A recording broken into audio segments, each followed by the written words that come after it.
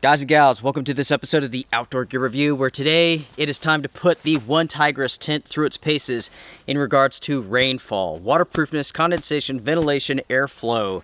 This is a test night episode, but in this episode we are doing things differently. Most of the time I do these episodes in real time, meaning that I set up the camera, I say my spiel, the beginning, the intro, I set the tent up, it rains, we talk about the performance of the tent, and so on. With this episode, it's different. I've already done it. And what I'm sharing with you all are my experiences after taking this tent out into the field. I went out on a backpacking trip. I took this tent with me. Ultimately, this tent failed. This tent has a problem, and it's not unique to me. Many other people who have purchased this tent are having the same problem. In fact, this is a known defect with this tent, with the first batch, and I will be talking about that in my follow-up episode. I have contacted OneTigris. We've begun discussing this issue. They've shared some information, and I'm waiting to hear back from them because I have some more questions. So there will be an episode of Companies Respond where OneTigris talks about this tent, and I will share with you everything they've shared with me. So yes, there are issues with this tent, which you all will see, and we might as well begin now. I will do a little bit of narration here and there to explain things as we go through this episode. So to start off here, I went out for a backpacking trip. Most of this trip was off trail. So I hiked up this mountain, it was in the fog, I hiked through the forest, eventually came to a trail, and went to the place where I ultimately set up camp. I could tell that weather was on the way, so I set up my tent.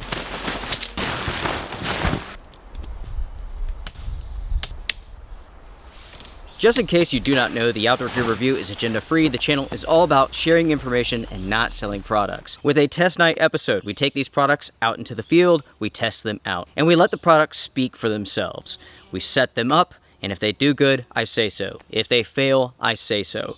That's it. After numerous hours, there were some small showers, there was some dripping rain from the trees, but all in all, it wasn't that heavy. But that changed quickly as rain and storms came into the area.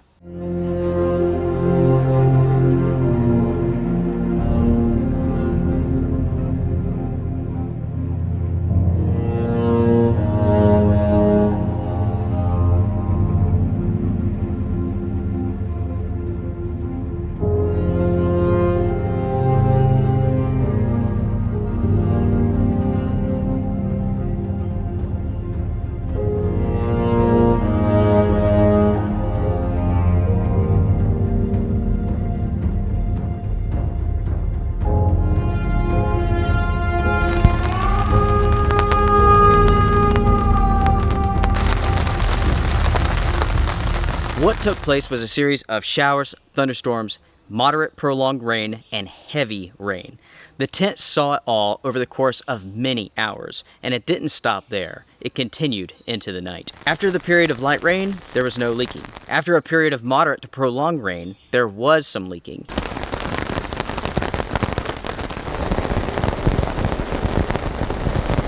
And at first I didn't realize how big of an issue this was until I went and checked on the tent a second time. That's where I realized that the floor was wet and there was a pool of water on the floor. Quite a bit of water had run down the fly itself, and a good bit of water had soaked into the mesh on the tent body. After this point, more rain came in. Heavy, heavy rain.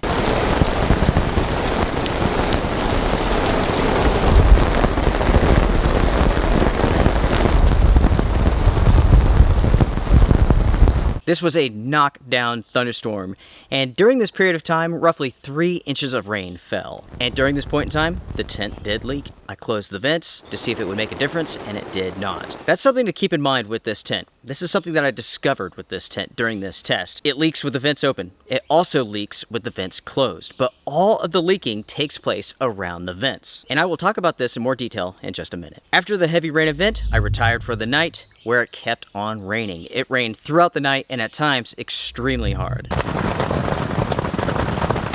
All in all, the tent saw roughly 5 inches of rain, and the tent unfortunately leaked all night long. This was something that kept me up. I had to stay up, making sure that the water was running down the fly instead of dripping and falling through the mesh.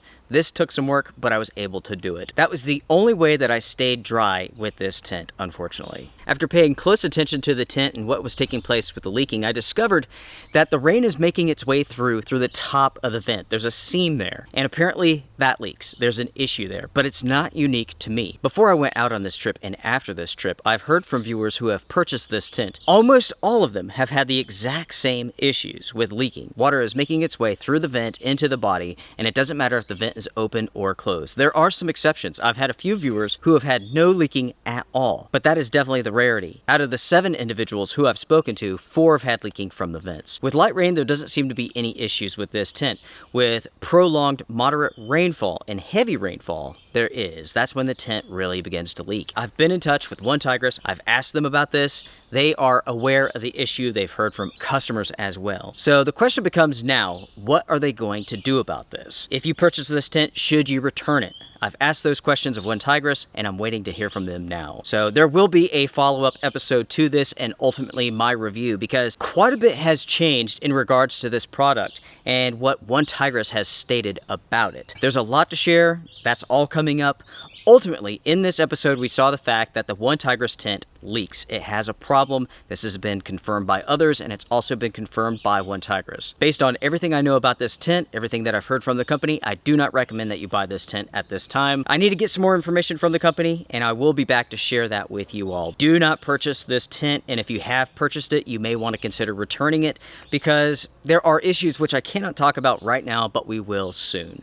So everyone, that pretty much wraps it up for this episode. This has been a test night episode. I've taken the OneTigris tent and I've pushed it to its absolute limit. I've learned its strengths, its weaknesses, and all of that will be shared in the review coming up soon. As far as waterproofness goes, this tent has failed. It has problems. Now let's talk about ventilation. Ventilation, condensation, and airflow. Ventilation, all in all, is good with this tent. It's very much acceptable in my opinion. Airflow is as well. I did have some issues with condensation forming, namely on the fly, but also on the tent walls. It wasn't bad, and it was to be expected considering the conditions that I was in. All in all, with ventilation, condensation, airflow, very much acceptable in my opinion. Without a doubt, with this trip, I pushed this tent to its limits, and you may be thinking like, oh, that's why it leaked. No, that's not the issue here. Other people are having the exact same issues in rain events that are not as intense as this. There is a problem with this tent. Again, it's been confirmed by me, by viewers, by OneTigris, and there are reasons not to purchase this tent at this time,